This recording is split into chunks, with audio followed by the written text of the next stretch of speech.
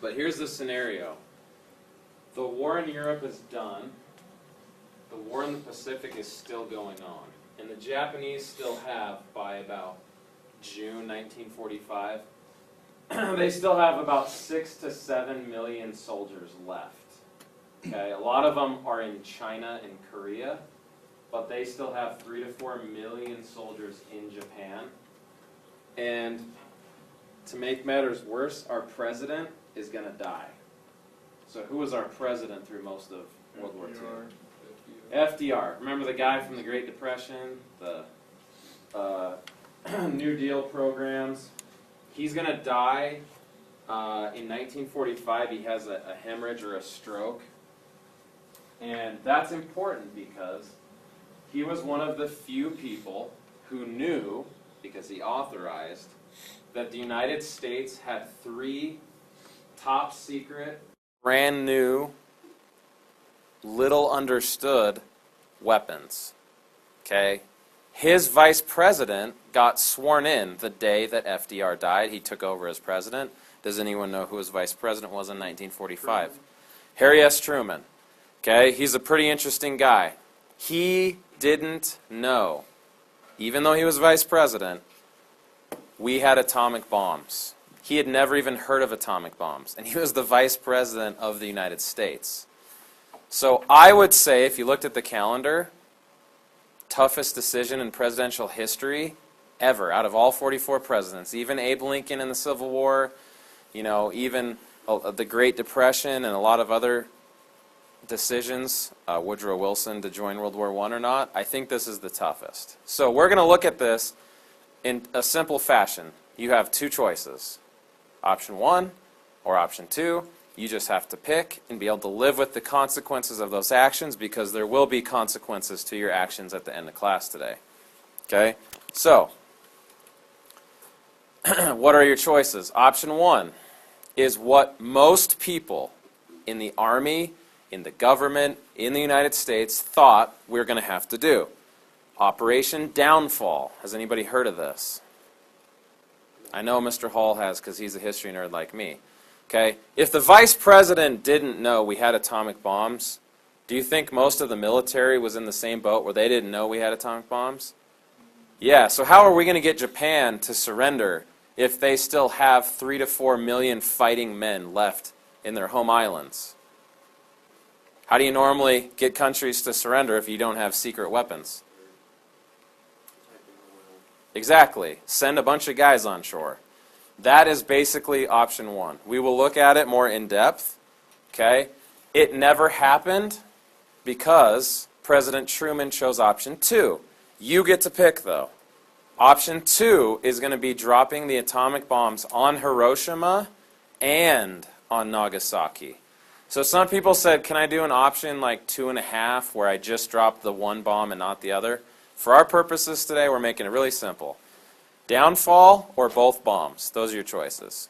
Now, the whole rest of today is understanding what's going on behind the scenes and making an informed decision. Okay?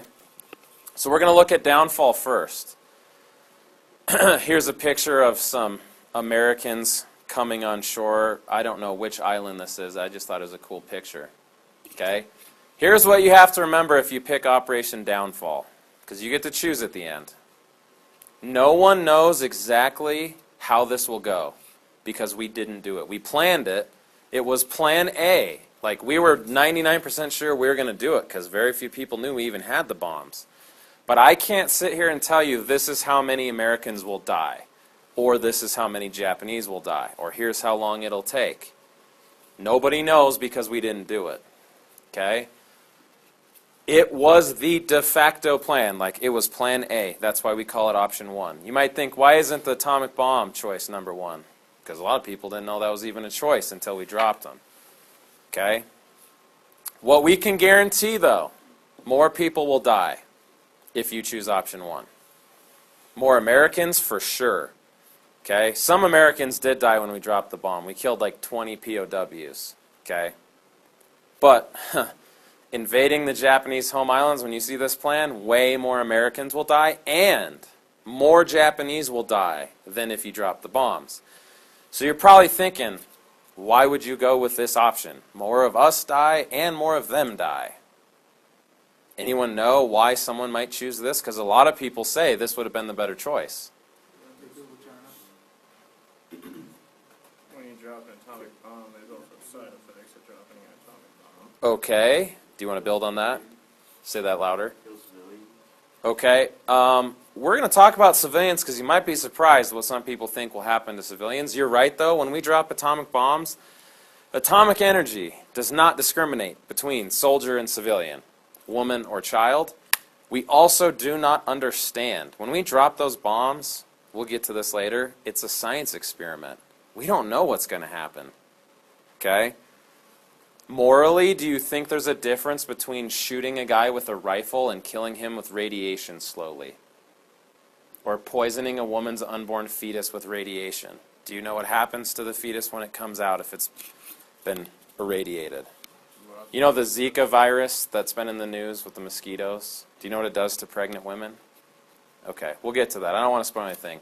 Morally, some people say this would be better, even though more will die, because you don't unleash atomic energy on humans for the first and only time in human history, like opening Pandora's box from Greek mythology.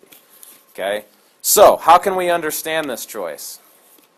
We got to look at some examples. Okay? You guys all know this picture. Some of you have seen this memorial in Washington, D.C. Anybody know what battle this was from in 1945? Iwo Jima. Okay, fun fact, the 71st anniversary of the landings at Iwo Jima was Tuesday. Okay, February 22nd. You've seen this. It's on my poster right over here.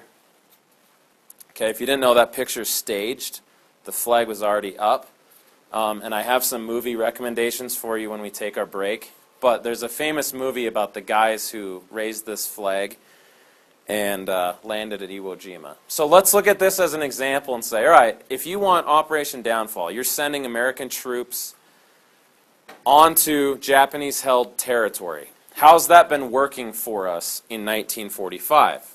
Okay, if you're interested in this topic, this kind of light blue right here, that's the name of this guy's book. His name's Chuck Tatum. He will become relevant later. He was at Iwo Jima in one of the first waves to go on the black beaches of Iwo Jima, and he wrote a book about his experiences in the Pacific called Red Blood, Black Sand. Has anyone seen the HBO miniseries The Pacific? Okay, it's really good. It follows Chuck Tatum and some other guys based on their books. HBO made a miniseries, and it's really good. Here's what happened at the Battle of Iwo Jima. It was only 36 days long, so pretty small, okay? And we only faced off against 20,000 Japanese soldiers.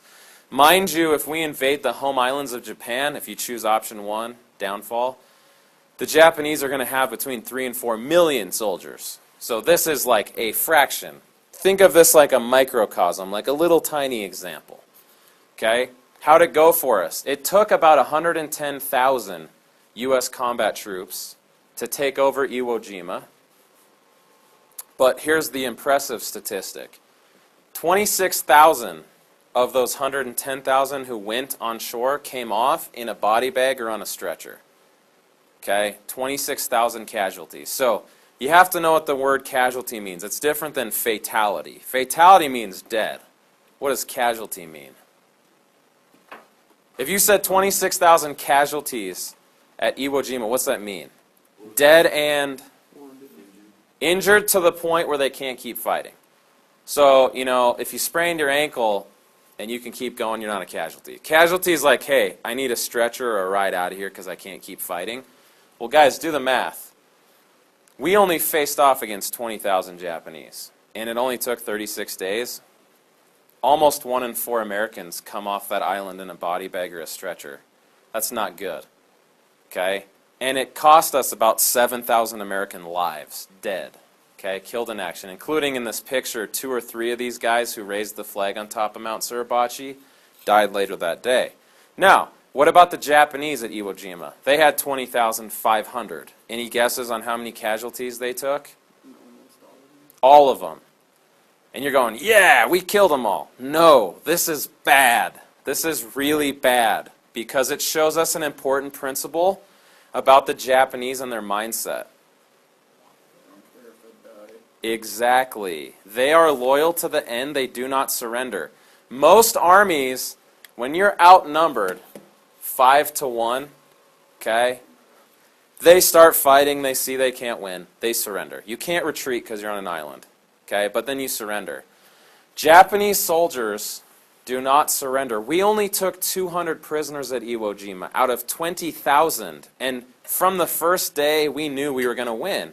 Rational people, we think, would have surrendered if you were Japanese. That is staggeringly low. That's bad for us. Because, here's the little microcosm, that's Iwo Jima. Picture the home islands of Japan. Instead of fighting 20,000, you're going to fight millions.